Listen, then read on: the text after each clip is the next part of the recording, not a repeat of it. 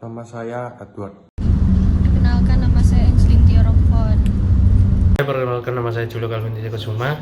Halo, perkenalkan nama saya Thailand. Hai, namaku Ongkin Prawijaya. Hai, nama saya Nita Felina. Halo, perkenalkan nama saya Ansel. Pada kali ini kita akan melakukan wawancara mengenai perdebatan Pancasila. Nah, perdebatan Pancasila seringkali terjadi. Banyak orang yang masih ragu dengan mempertanyakan Pancasila itu sendiri. Hal ini disebabkan oleh kejadian-kejadian yang mereka alami, semisal mereka menjadi korban ketidakadilan dan sebagainya. Sehingga hal itu menjadikan mereka ragu dengan Pancasila dan timbulnya perdebatan. Namun di lain sisi juga ada perdebatan Pancasila karena adanya oknum-oknum yang ingin menghancurkan ideologi negara dan menggantikannya dengan ideologi yang lain.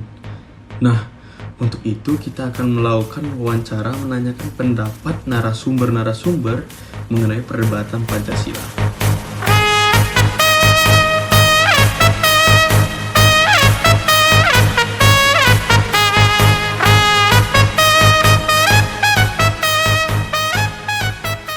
Melakukan kerusuhan karena memang ketika kami pantau sejak pada siang hari tadi, demo dimulai sejak pada pukul 2. Mengatakan gini, Pancasila sebagai ideologi gagal karena bertentangan dengan sila-silanya.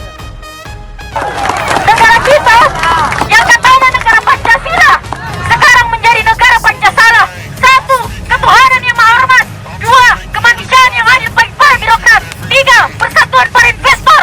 4. Kerakyatan yang dipimpin oleh hikmat penindasan dalam permusyawaratan diktatorial. 5. Keadilan sosial.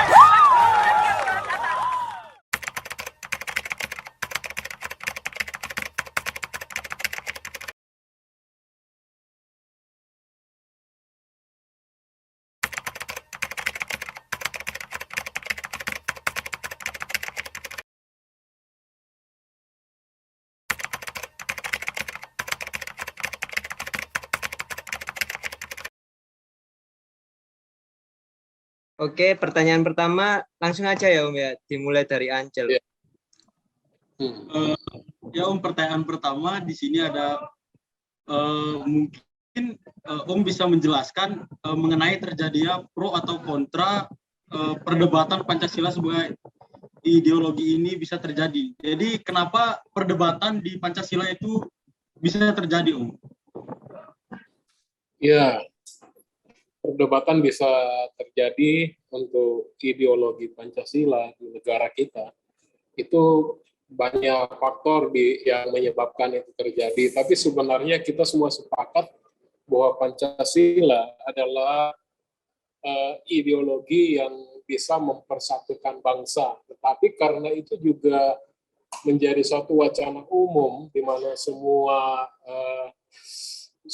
pihak yang ada di negara ini itu mengetahui bahwa itu menjadi suatu hal yang krusial yang boleh mempersatukan semua pihak, maka ada kepentingan-kepentingan selain ideologi agama yang membawa orang kepada suatu pemahaman yang keliru. Tapi saya kira apa yang terjadi di Indonesia, kita lebih fokus kepada ideologi politik ya, terutama politik di dalam negeri sendiri maupun efek daripada politik dari luar negeri yang mencoba mengacau fondasi dari negara kita sendiri.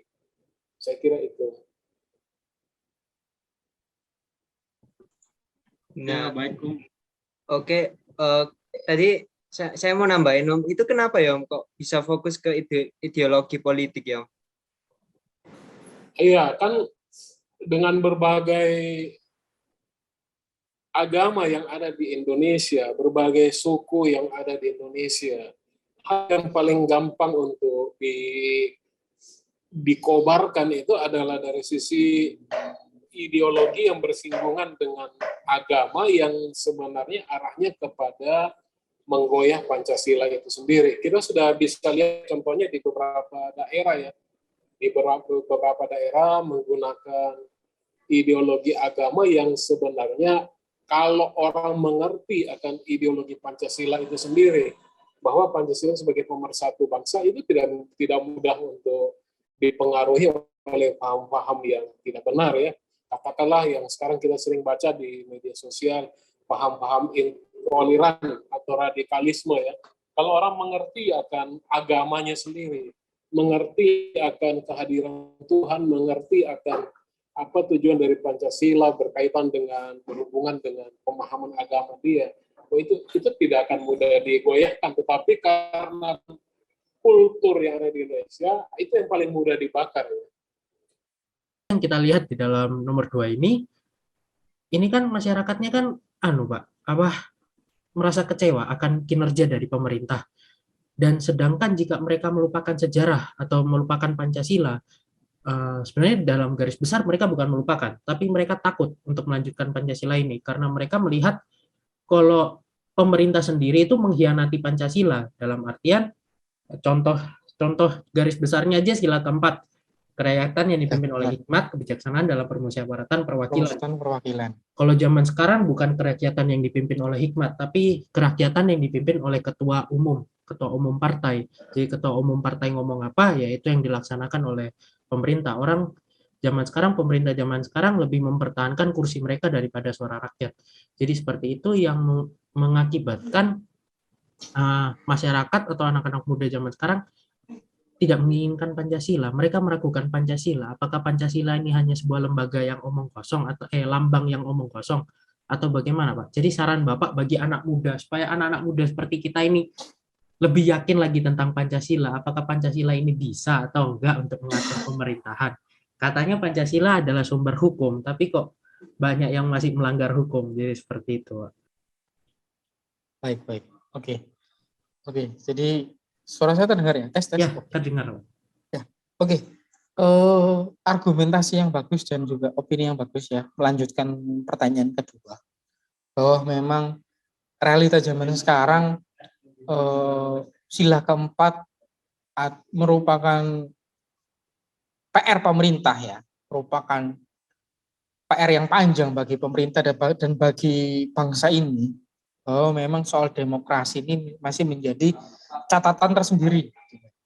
Nah, bagaimana sih supaya kita, apalagi masyarakat di luar sana, masyarakat umum bisa kembali percaya dengan Pancasila, terutama anak mudanya bisa kembali dengan kekuatan Pancasila supaya tidak hanya menjadi lambang kosong ya.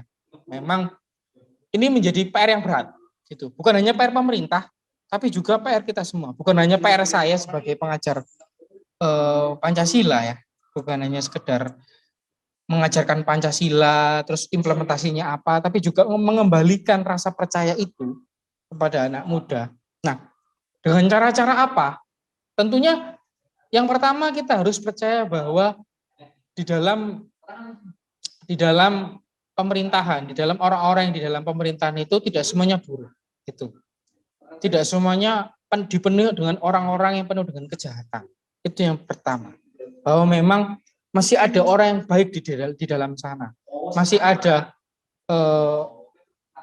orang-orang yang memang mempunyai tujuan untuk memajukan Indonesia dan juga mempertahankan Indonesia seperti itu. Itu yang harus dipercaya bahwa memang di dalam pemerintahan itu tidak semuanya 100% orang jahat semua, tidak 100% orang yang mempunyai niat buruk semua. Itu masih ada orang, mungkin jumlahnya tidak banyak seperti itu, tapi masih ada itu. Terus yang kedua, bahwa memang kita mulai membangkitkan Pancasila dari mulai lingkungan sekitar kita, bahwa sebuah bangsa itu lingkungan terkecil ialah keluarga, sekolah, lingkungan tempat kita belajar, bahwa lingkungan terkecil sebuah bangsa adalah mulai dari tempat kita tinggal, keluarga, terus tempat-tempat kita, tempat teman bermain kita. Itulah kita bisa mulai dari situ. Kita bisa mulai membangkitkan atau mengembalikan kekuatan Pancasila dari orang-orang yang kita kenal. Minimal itu dulu. Seperti itu. Bagaimana kita bisa meyakinkan orang banyak kalau kita tidak bisa meyakinkan teman kita sendiri. Seperti itu kan.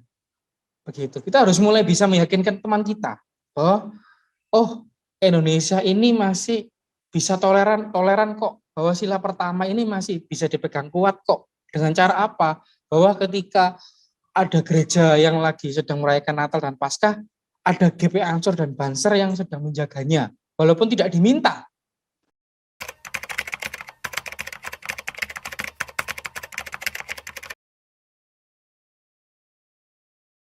Di dunia pendidikan kayak di SD mungkin bahkan di yang lebih muda lagi yaitu usia dini contoh PAUD. Ya, PAUD.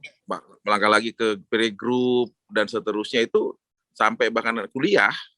Mata kuliah Pancasila itu harus ada di dalam minimal kuliah-kuliah awal itu. Ya. Supaya jangan sampai terlewatkan bahwa Pancasila itu harus selalu diingatkan. Bahkan jangan salah, banyak generasi muda yang sudah mahasiswa, bahkan yang namanya peserta-peserta lomba-lomba kayak Putri Indonesia, mungkin ini contoh ya, bukan Putri Indonesia ya, maksudnya kayak yang sudah taraf nasional, begitu ditanya Pancasila sila keberapa, lupa, bahkan mungkin nggak tahu karena nggak diajarkan. Dia bisa saja dia sekolahnya di luar, begitu ngikuti event itu, dia ternyata ada mata kuliah seperti itu, ada pertanyaan seperti itu, dan dia nggak tahu, ya kan namanya kan peserta seperti itu kan belum tentu sekolahnya di Indonesia. Nah, kalau contohnya kuliah-kuliah di Indonesia ya harus ada namanya mata pelajaran Pancasila diberikan supaya ingat, jangan sampai sila yang cuma 5 aja nggak hafal, apalagi menerapkannya gitu. Oke, di sini saya akan menjelaskan kesimpulannya. Kesimpulan Pancasila itu merupakan ideologi, dasar negara falsafah, dan diharapkan menjadi pandangan hidup sebuah bangsa Indonesia sebagai pemersatu, lambang persatuan dan kesatuan, serta sebagai pertahanan bangsa dan negara Indonesia. Dan serta Pancasila ini tidak dapat digantikan. Sekian kesimpulannya. Terima kasih.